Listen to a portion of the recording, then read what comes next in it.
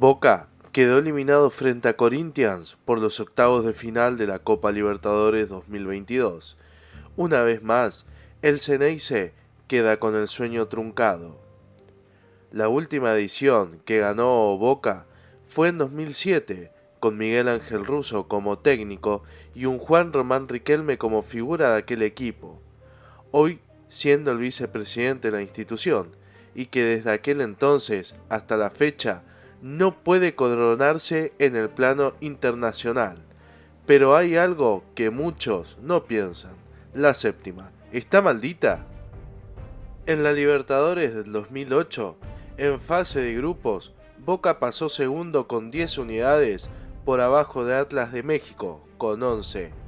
El Xeneize era dirigido en aquel entonces por Carlos Isquia y en 6 partidos en la primera parte ganó 3, empató 2, perdió tan solo 1. Luego, en octavos de final, eliminaría a Cruzeiro con un 4-2 a favor de Boca en el global. Por los cuartos de final, nuevamente enfrentaría a Atlas, donde el Xeneize se impuso por 5-2 en el global. En semifinales, fue eliminado frente a Fluminense por 5-3 como resultado final y no pudo retener el título obtenido en el año 2007. En la edición de 2009, Boca, que volvía a contar nuevamente con Carlos Isquia como técnico, en primera posición había quedado el Xeneize con 15 unidades, obteniendo así en 6 partidos jugados 5 ganados y 1 solo perdido. En octavos de final quedó eliminado en manos de Defensor Sporting, donde igualó 2-2 en el partido de ida y en la vuelta perdió 1-0.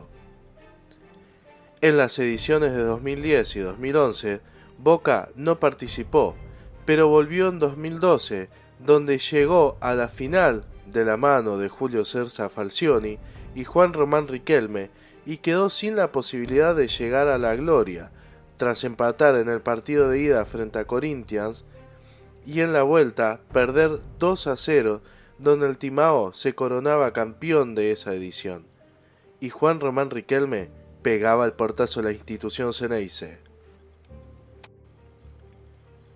En la edición de 2013, el técnico de Boca era nada más y nada menos que Carlos Bianchi, y era un plus tener al DT más ganador de la historia de Boca sentado en el banco de suplentes. En fases de grupo, Boca obtuvo 9 puntos de 6 partidos, donde ganó 3 y perdió 3, y quedó por debajo de Nacional de Uruguay con 10 unidades. En octavos de final, Boca enfrentó a Corinthians, verdugo de aquel 2012, donde Boca ganó en la Bombonera en el partido de ida por 1-0 e igualó en Brasil por 1-1 con un golazo de Juan Román Riquelme, quien había vuelto a la institución junto al Virrey. En cuartos de final, se enfrentaba a Newell's de Tata Martino, donde igualaron 0-0 en los 180 minutos y definieron todo por penales, donde la Lepra ganó por 10-9. En 2014 no participó de esa edición, pero en 2015 Boca pasó con puntaje ideal, ganando los 6 partidos y sumando 18 unidades, de la mano del Vasco Arrabarrena, siendo DT del Xeneize. En octavos de final enfrentó a River, su clásico de toda la vida. El partido de ida fue para el millonario por 1-0 y en la vuelta, en la Bombonera, fue suspendido por agresión del panadero a los jugadores de River, la famosa noche del gas pimienta. En la edición de 2016, Guillermo Barros Esqueloto era el técnico de Boca. En la fase de grupo cosechó 12 unidades de 6 partidos. En octavos de final, le ganaría a Cerro Porteño por 5-2 en el global. En cuartos de final, enfrentaba a Nacional del Uruguay, quien habían empatado en el global 2-2. Luego pasaría el Xeneize por 4-3 con un Orión como figura en la tanda de los penales.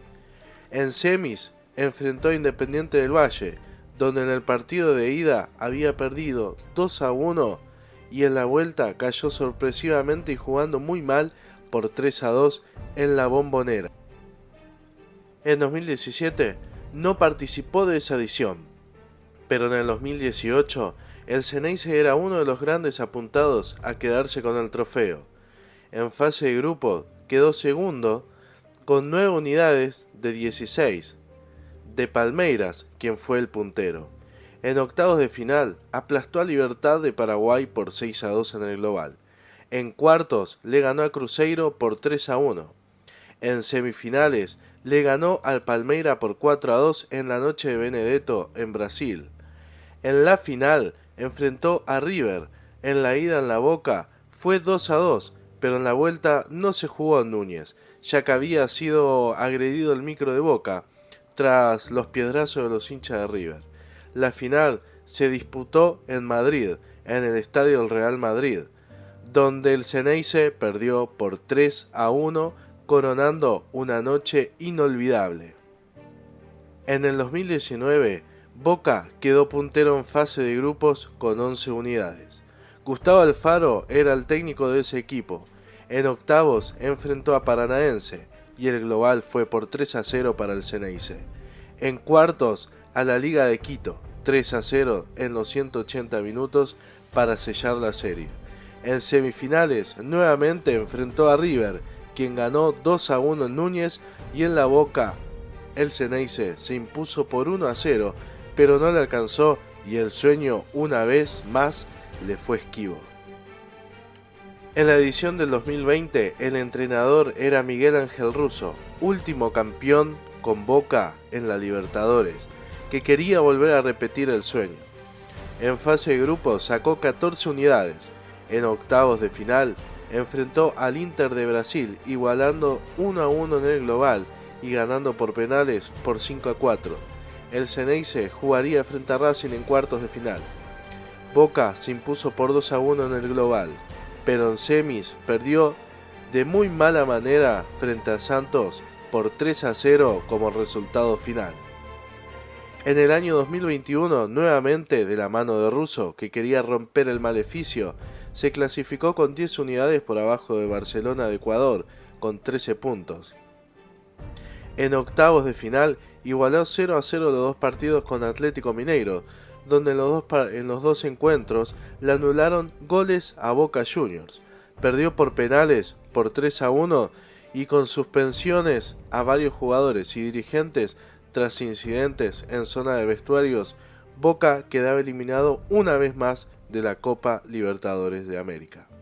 En 2022, Sebastián Battaglia, el técnico que buscaba romper esa racha negativa de no poder ganar la séptima, en fase de grupo había sacado 10 puntos compartiendo el grupo con Corinthians, que pasó segundo con 9 unidades. En octavos se enfrentó al Timao nuevamente, verdugo de aquella final en 2012. En los 180 minutos el Xeneize fue superior a Corinthians, pero en el partido de vuelta en Buenos Aires, Benedetto no pudo romper el cero tras estallar un penal en el palo.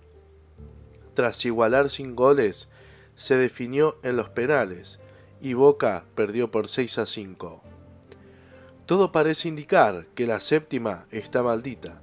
Alteraron momentos buenos, regulares y malos en el club, pero siempre un mismo final, las manos vacías.